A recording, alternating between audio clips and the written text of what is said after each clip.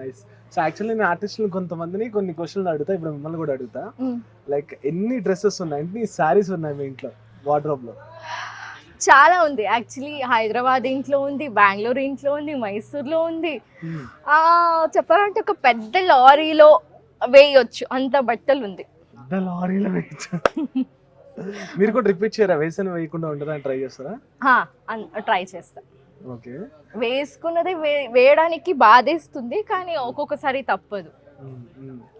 కానీ ప్రతి స్కెడ్యూల్ కొత్త చీరలు కొనడానికి ట్రై చేస్తాను, కొత్తవే వేసుకుంటా. సో మెంటల్ హెల్త్ ని ఎలా కాపాడుకుంటారు? అంటే లైక్ సీరియల్స్ వచ్చేసి ఒక టైమింగ్ ఉండదు, ఒక మార్నింగ్ టు నైట్ ఉంటుంది, ఒకసారి ఉండదు, ఒకటే సండేస్ కానీ పార్టీస్ కానీ, అంటే లైక్ ఫ్యామిలీ గెట్ టుగెదర్స్ కి మనం మీట్ అవ్వలేము.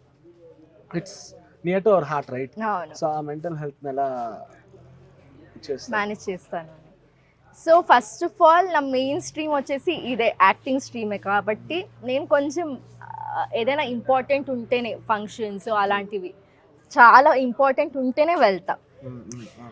చాలా లైక్ మా ఇంటి లోపల ఫంక్షన్స్ ఉంటేనే వెళ్తా. వేరే ఫంక్షన్స్ అంటే అంతగా పట్టించుకోను. నాకు నా ప్రొఫెషన్ వర్క్ చేయడమే చాలా లైక్ నా ఇంపార్టెన్సే అది.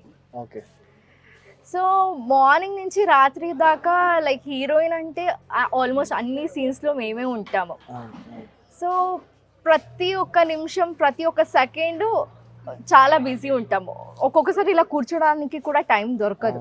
సో అలాంటప్పుడు నేనేమనుకుంటా, నేనే హీరోయిన్, అన్ని ఫ్రేమ్స్లో నేనే కనిపిస్తాను, నా తప్ప వేరే ఎవరు కనిపించరు, నువ్వు యాక్టివ్గా ఉండాలి, అందరూ నిన్నే చూస్తూ ఉంటారు అని అనుకుంటూ ఉంటా. సో అప్పుడు ఆడియన్స్ని ఆలోచించి నా నీరసమని వెళ్ళిపోతుంది. సో నార్మల్గా నేను ఇలానే చేస్తా, కానీ ఒక్కొక్కసారి లైక్ మూడ్ స్వింగ్స్ ఉంటాయి, అప్పుడు తప్పదు. వెళ్ళి మా డైరెక్టర్ గారికి చెప్తాను, కొంచెం నాకు రెస్ట్ కావాలి అంటే ఓకే అని కాసేపు టైం ఇస్తారు. రెస్ట్ తీసుకొని ఏమైనా కాఫీనో టీనో తాగేసి వస్తా.